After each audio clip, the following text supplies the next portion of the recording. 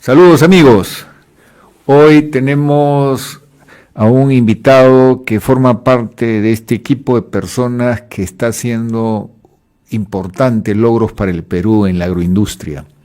Lo destaco porque las cifras son apabullantes y por eso bienvenido Gabriel Amaro.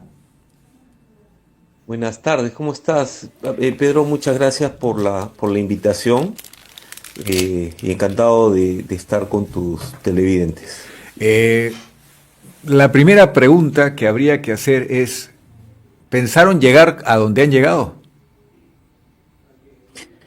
Mira, sí, a ver, no un avance tan exponencial como hemos tenido, pero sí, evidentemente sabíamos que teníamos un tremendo potencial para crecer, ¿no?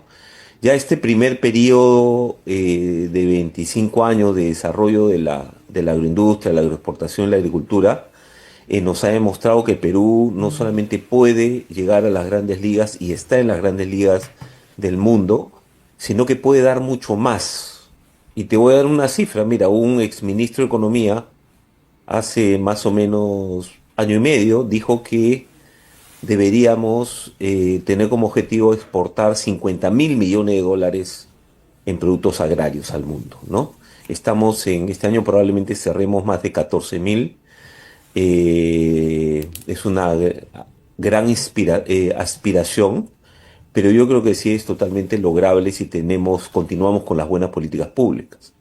He estado buscando precedentes en la historia del Perú en este campo y me parece que hemos tenido el boom de la pesca, hemos tenido importantes logros con la minería, que bueno, que el Perú es minero histórico, es uno de los 5 grandes países en reservas minerales, pero este caso específico por la diversidad, hemos tenido también el boom del azúcar, sin lugar a dudas, pero este caso específico de un conjunto de productos agroindustriales es sorprendente.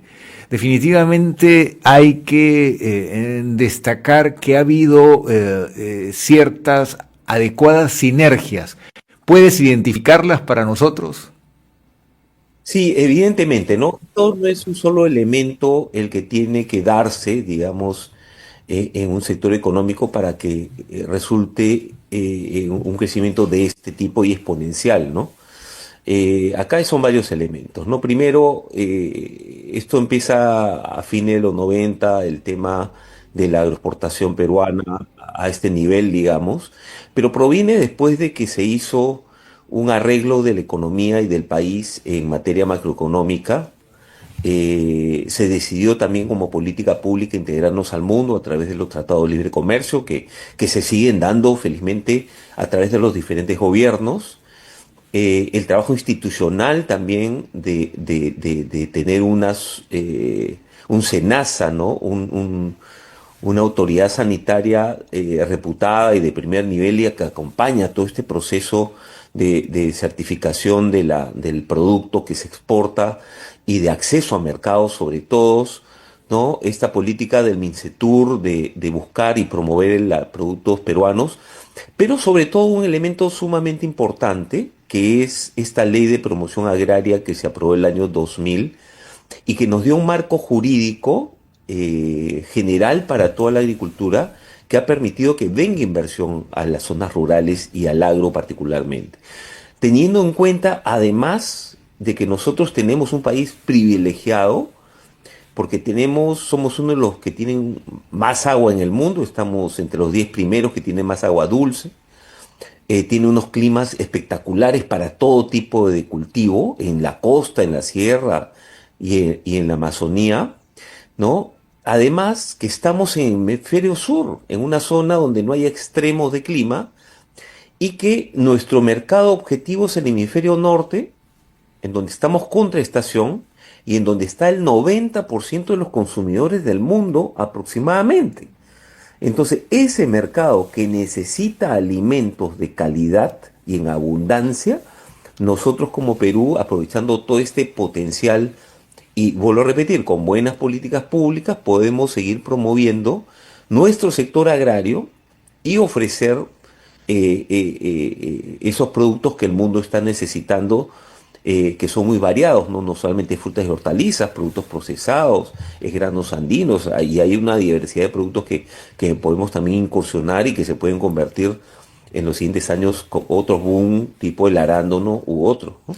Una pregunta, yo siempre desde los años universitarios como alumno, ahora soy profesor, siempre recibí esa información de que el Perú tenía muy corto el techo para el desarrollo agrícola, porque recibimos el legado de las culturas precolombinas, donde la selva se mantuvo un poco al margen de ese proceso, donde justamente descansa eso que tú has mencionado, una de las reservas mundiales de agua. Pero yendo al tema de aumentar la frontera agrícola, estamos frente a un límite técnico, es decir, hemos duplicado el área de cultivo del Perú gracias a técnicas avanzadas, pero hay límite para esto porque históricamente los geógrafos dicen que el Perú es un país esencialmente forestal, con muy reducidos espacios, por lo menos en la parte occidental de los Andes, para el cultivo de alimentos. Y es una buena pregunta. Otro de los elementos que también sumó como parte de la política pública a este desarrollo de la agricultura moderna es los proyectos de irrigación, que lamentablemente en el país demoran décadas, ¿no? Como muchas de las cosas de infraestructura que se hacen, ¿no? Mira cuánto está demorando las 6 líneas o 7 del tren eléctrico, etcétera, ¿no? Actualmente el gobierno ha lanzado hace como 3, 4 meses un paquete de proyectos de irrigación, 23 proyectos de irrigación, que sumarían más o menos 1.400.000 hectáreas para la agricultura moderna en la costa, desde Tumbes hasta Tacna, ¿no? Hoy día, si lo comparamos con la capacidad que tenemos hoy día en agricultura moderna, más o menos son entre 250.000 y 300.000 hectáreas. Entonces, mira, estamos casi quintuplicando la cantidad de hectáreas para agricultura moderna y para nueva inversión en el Perú, con lo que nos convertiríamos si hacemos las cosas rápido, ¿no? Destrabamos los proyectos de irrigación, atraemos inversión rápido, se construyen rápido y se siguen estableciendo actividades de promoción de la inversión en el sector, nos convertiría en uno de los líderes globales, ¿no? Hoy día en frutas y hortalizas estamos más o menos en el puesto 12º en el mundo, o sea, es un puesto muy importante como principales países agroexportadores en frutas y hortalizas, pero con esa cantidad de hectáreas para agricultura moderna estaríamos pues entre los 3 primeros, ¿no? Entonces, Suena realmente impresionante pasar de 250.000 o 300.000 hectáreas, que es el resultado histórico más alto al que hemos llegado, y hablar de que esto aumente 5 veces. Entonces esto es algo, pero hoy en los proyectos de esta naturaleza hay que contemplar el impacto del cambio climático. Yo estoy cerca de la gente que está elaborando proyectos hidroeléctricos, por ejemplo, y esa es una variable crítica hoy, porque los caudales, en función de la cuenca hidrográfica de la que hablemos, están siendo afectados desde 5% hasta hay una hidroeléctrica afectada en 50%. Es decir, estamos frente a un comportamiento que no era predecible de este problema, que es un problema global. Ahora, Perú tiene la ventaja de que es una reserva mundial de agua, es decir, la conexión con la parte oriental de los Andes es una salida muy importante. Y lo segundo, también los ingenieros recomiendan el trabajar lagunas artificiales de reserva en la zona occidental de los Andes, donde antes había nevados, porque esa roca dura puede ser excelente lugar de acopio de agua para épocas de escasez. y eso puede ser una solución mucho más económica que los grandes reservorios de agua en la costa, que la mayoría corren el riesgo o ya tienen avanzados procesos de colmatación. ¿Algo de esto has escuchado? Sí, mira, riesgos tiene todo el mundo, ¿no? El cambio climático afecta de una u otra manera dependiendo de la región también y de los países.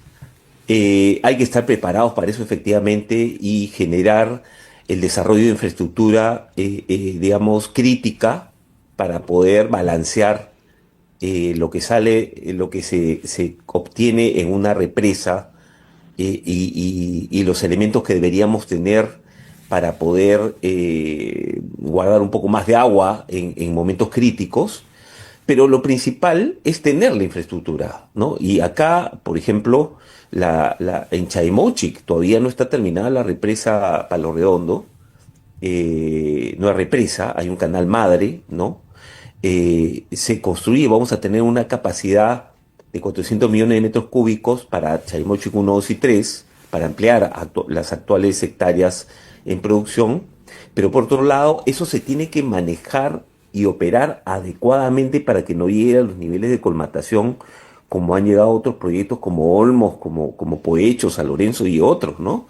Porque ha habido una no adecuada mantenimiento, operación y prevención para que no se colmaten de esa manera, ¿no? Y puedan durar más. Además, se requiere hacer obras de recrecimiento en el caso de Olmos o obras complementarias a lo ya construido hace décadas, como Chaimochic 1, por ejemplo, que se acaba de hacer un contrato de gobierno-gobierno con el gobierno japonés para, de alguna manera, arreglar la infraestructura de Chaimochic 1, avanzar con Chaimochic 3, mientras se destraba Chaimochic 2, ¿no? Entonces sí hay una complejidad no solamente en el desarrollo de esta infraestructura, sino también que va a tener que tomarse todo un plan alternativo para poder superar aquellos momentos críticos debido al cambio climático que mencionas, ¿no? Vamos entonces al otro factor crítico, el que depende más de la mano de los peruanos. He visto la campaña internacional muy fuerte de lo que ocurre lamentablemente entre hermanos latinoamericanos, que es Perú se ha vuelto supuestamente una amenaza para los competidores mexicanos y ha habido una fuerte campaña de tratar de asustar al consumidor norteamericano y europeo de que el producto peruano está contaminado. Yo me di el trabajo de buscar información y resulta que en México también hay problemas de contaminación. No es que ellos estén garantizando la inocuidad. En realidad el problema es común en nuestra América Latina.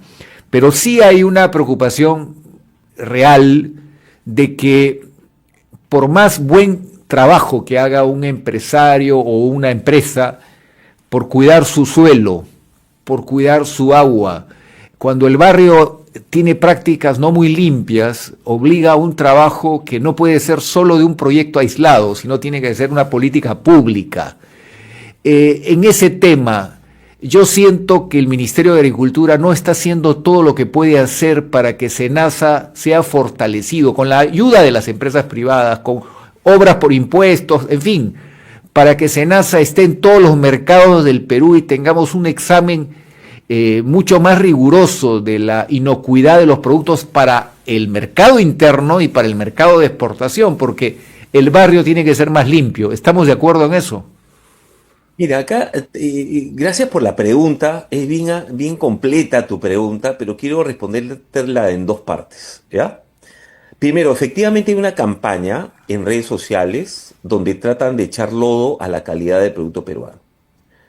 Y es una campaña malintencionada, no te puedo decir de parte de quién viene, pero es totalmente falsa. A ver, primero, no existe país en el mundo que tenga 100% que no falle en ninguna parte de su proceso o sus productos que entrega. No hay ningún país. Todos los países siempre tienen por uno u otro motivo algunos rechazos de los contenedores de exportación, siempre, ya sea porque pasa un límite máximo de residuos, por cadmio, por cualquier cosa, por pesticidas, por plagas también. Eso pasa con todos los países agroexportadores en diversos productos, ¿ya? En el caso peruano, y referida a la palta, para que te hagas una idea, más o menos en la temporada se exportaron 30.000 contenedores de palta, Hass, de Perú, de los cuales solo hubieron 14 incidencias. 14, o sea, menos del 0.00, creo que 5 o menos, o sea. Entonces, la incidencia en el rechazo por alguno u otro motivo de un contenedor de palta Hass exportado es nada realmente. Y todos los países le pasa lo mismo, claro, evidentemente no con cifras tan bajas como a nosotros, probablemente más altas. ¿Ya? Y esto, Eso es verdad. así es. Y los mexicanos, no todo el pueblo, sino algunos actores han querido echarnos lodo. Y eso no es Claro, correcto. no es correcto. Pero hay un problema también de uso de agroquímicos prohibidos, agroquímicos tóxicos en algunas partes del campo peruano, ¿no? Sí, por eso te lo quería dividir en dos partes, ¿no? El primero es eso, ¿no? Entonces nuestro grado de rechazo es mínimo. O sea, mínimo si lo comparamos con lo de otros países, que todos los países tienen incidencias, ¿ya? Para empezar. Segundo tema, es bien importante lo que tú dices. Mira, cuando uno exporta, está sometido a una serie de certificaciones que te ponen los compradores, ¿no? Uno es el Global Gap, que es el más extendido, pero hay muchas, ¿no? Respecto a la calidad del producto, respecto al tema social, respecto al tema de agua, al tema ambiental y otros, ¿no? Y uno tiene que cumplirlo de todas maneras. Además, cada mercado tiene sus requisitos. Por ejemplo, el mercado americano tiene unos requisitos distintos al del europeo o al chino o al japonés, ¿ya? Entonces es muy probable que los límites máximos en cada uno de esos países varíen, ¿ya? De repente en un país se acepta y en otro no, algún producto, ¿ya? Pero ¿qué sucede? Eso es en la industria formal. Pero el mercado local, que tiene supervisión, ¿ah? No solamente de certificadoras internacionales, que certifican el modo de cultivo, la calidad del cultivo, el proceso, el tratamiento al trabajador, a los funcionarios, etcétera, y el tema ambiental, ya, sino todo, todo, hasta el punto de salida y la entrega al país de destino. Sin embargo, en el mercado local no ocurre así. Hay autoridades, por ejemplo, los gobiernos locales se encargan de los mercados, produce semente rector, me parece que en mercados, ¿no? SENASA es la autoridad sanitaria. Una serie de instituciones tienen que velar para lo que se venda al público cumpla los límites máximos establecidos para el Perú. Y hay autoridades. El problema es cuando las autoridades, por un lado, no supervisan o cuando existe, como hay en el caso peruano, una gran mayoría de productores pequeños, que son los que abastecen el mercado, cuyas brechas son muy grandes y que les es imposible, por los sobrecostos que se tienen internos, de hacer toda una certificación, a sacar análisis de laboratorio y todo lo que exige la industria, ¿no? Ahí es donde justamente tiene que entrar la política pública, acompañar a los pequeños agricultores, ayudarlos a disminuir sus brechas y a que el producto final llegue adecuado para los mercados locales. Pero, como te digo, son dos realidades distintas y tienen tratamientos totalmente diferenciados. En esa parte, segunda parte, está fallando la política pública porque no tiene un sistema adecuado, correcto, para poder enfrentar ese reto que tenemos y que nos afecta a todos los ciudadanos consumidores. Respecto al SENASA, evidentemente, hemos tenido, y al Midagri, lo que sucede es lo siguiente, Pedro, o sea, hemos tenido 6, 7 años, 7, 8 años de inestabilidad política muy grave, con 6 presidentes, N ministro de Agricultura, y un último gobierno que terminó en golpe de Estado, donde hubo una afectación muy grave a la institucionalidad pública. Entonces, reconstruir las instituciones públicas, donde había entrado personas que no aportaron nada o destruyeron parte de la gestión pública en diferentes instituciones, es muy difícil, sobre todo es más difícil en un sector económico como el agrario, que es muy complejo, donde más del 90% es informal, ¿no? Y está en zonas rurales que no están comunicados, etcétera, etcétera. Y los pequeños, como ya mencioné, tienen una serie de brechas no solucionadas todavía.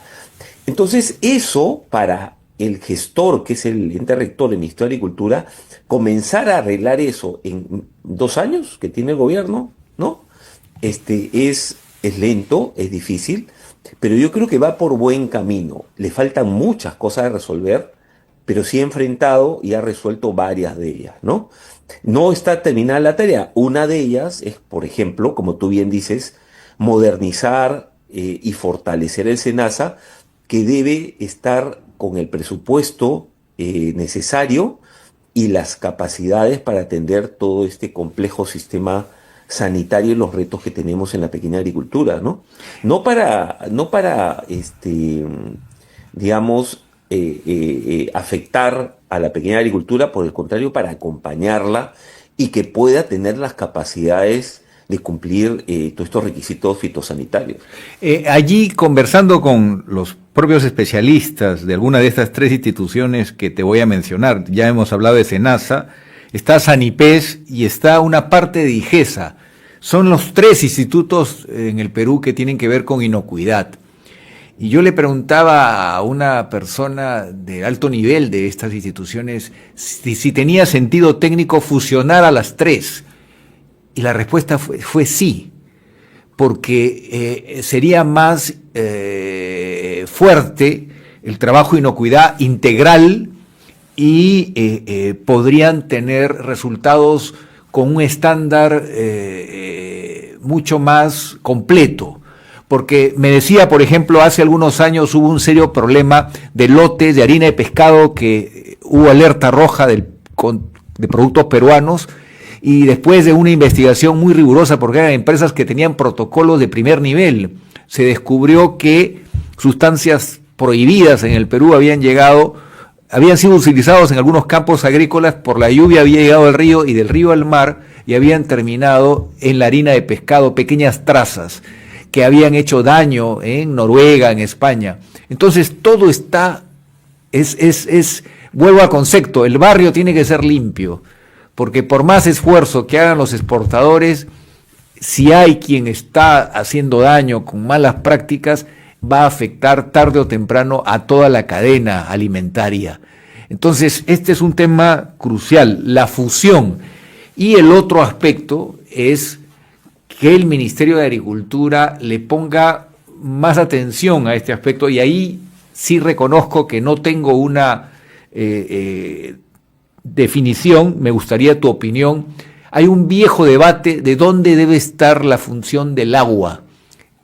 El agua ha estado históricamente siempre en agricultura. El Ministerio del Ambiente peleó mucho tener la competencia del agua, ahora la tiene complementariamente.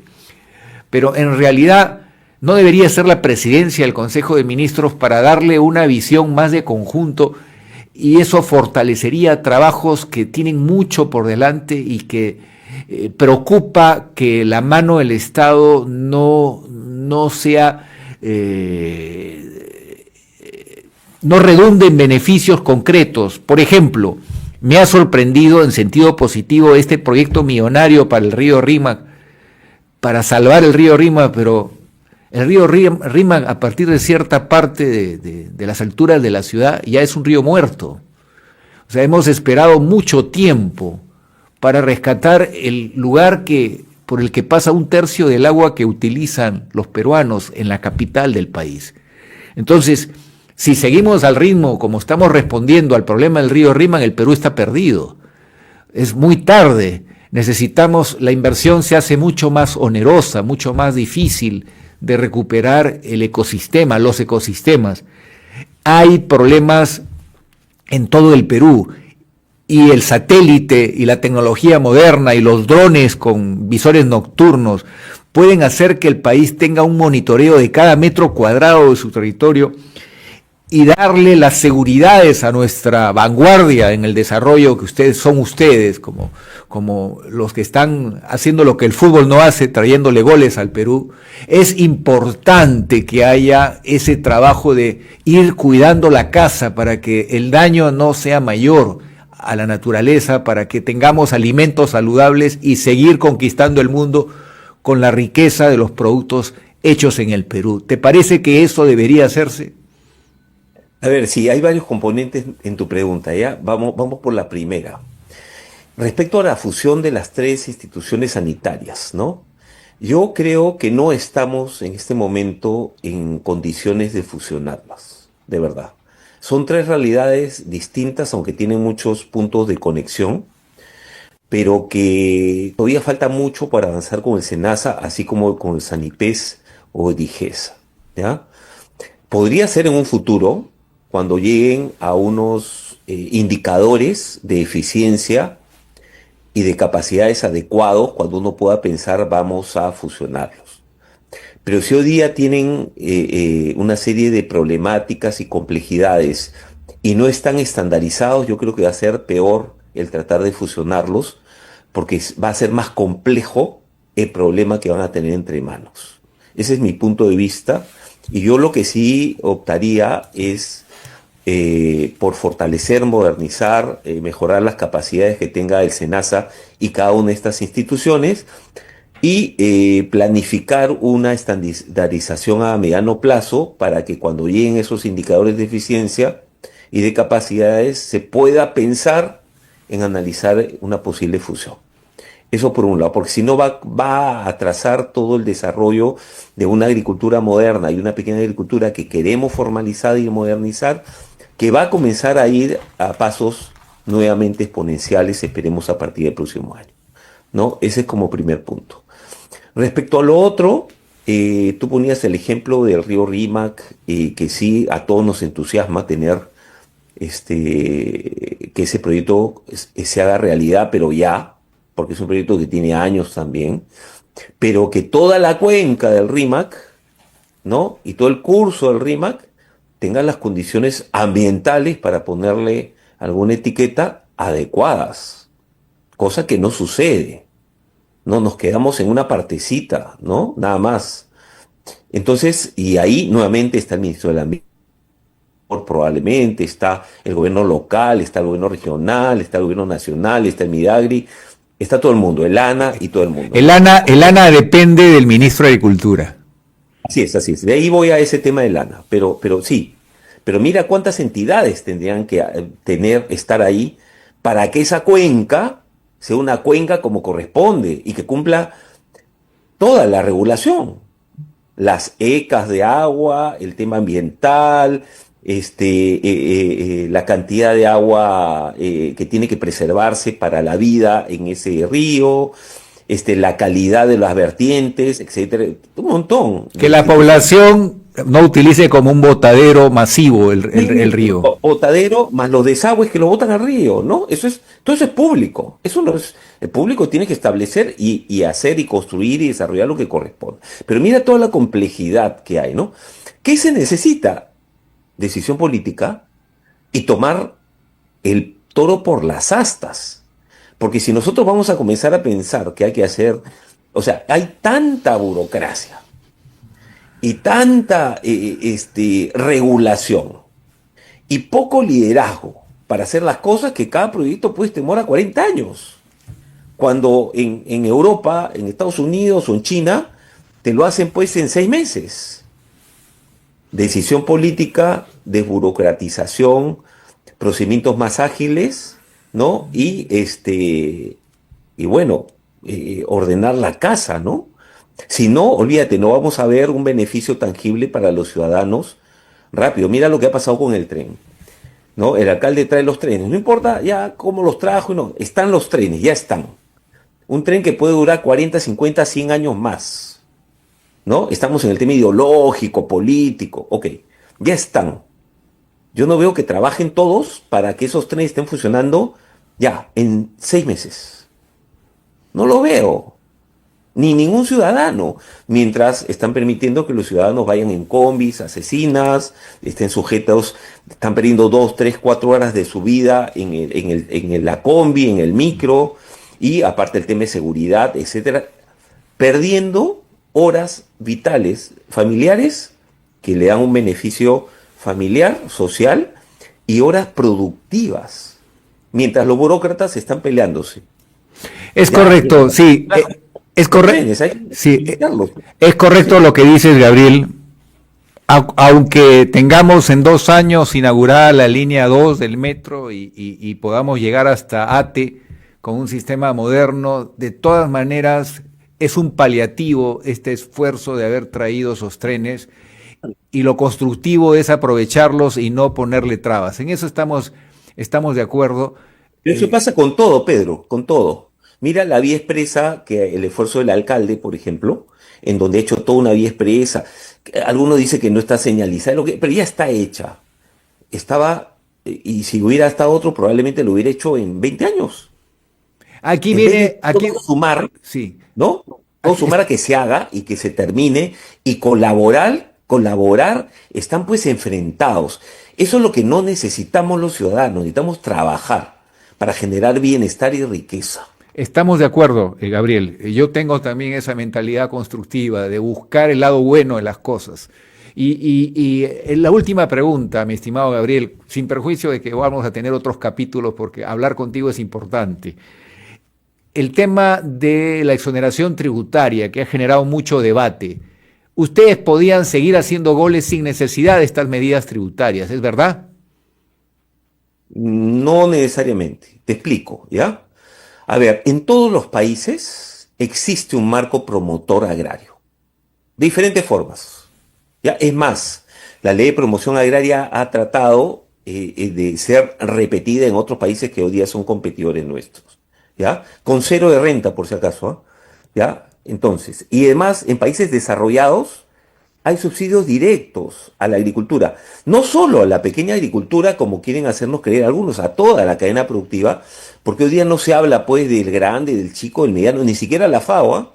Se hablan de sistemas alimentarios, sistemas, donde el pequeñito, el productor o la empresa grande de alimentos o de productora agraria o agroexportadora está conectada en su país, en su sistema nacional, que a su vez está conectada al sistema global. Entonces se hablan de sistemas alimentarios. Y como todos los países mantienen un marco promotor, cada uno a su estilo, su forma, lo que sea, en el Perú necesitamos un marco promotor.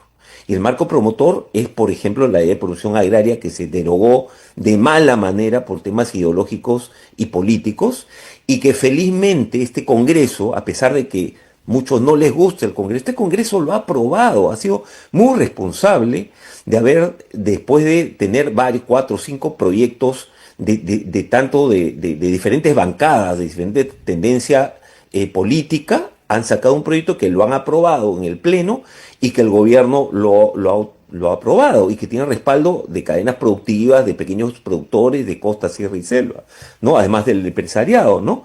Entonces, esto te genera un marco promotor para que se pueda desarrollar una agricultura que en el Perú más del 90% es informal y en donde necesitamos generar empleo, crecer y generar oportunidades en las zonas rurales.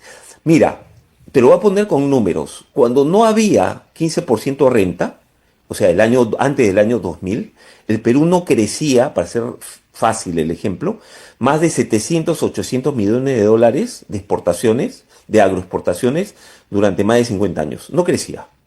Se puso, y tú tenías el equivalente al 30% de renta en agro.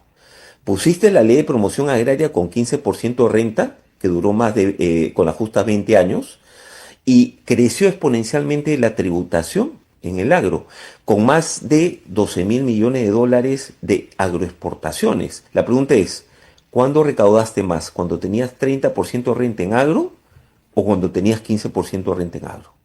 ¿Te das cuenta? ¿Cuándo formalizaste más? ¿Cuando tenías 30% de renta en agro o cuando tenías 15% de renta en agro?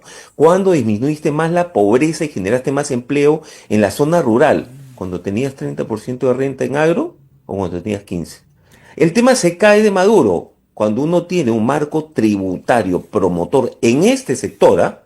En el sector agrario, para todas las cadenas productivas como lo es, porque algunos dicen que solamente es para 15 empresas agroexportadoras. Para todo el sector agrario ocurre lo que ocurrió los 20 primeros años de este siglo, ¿no? En un Gabriel, crecimiento en tu, todo sentido, sí, económico.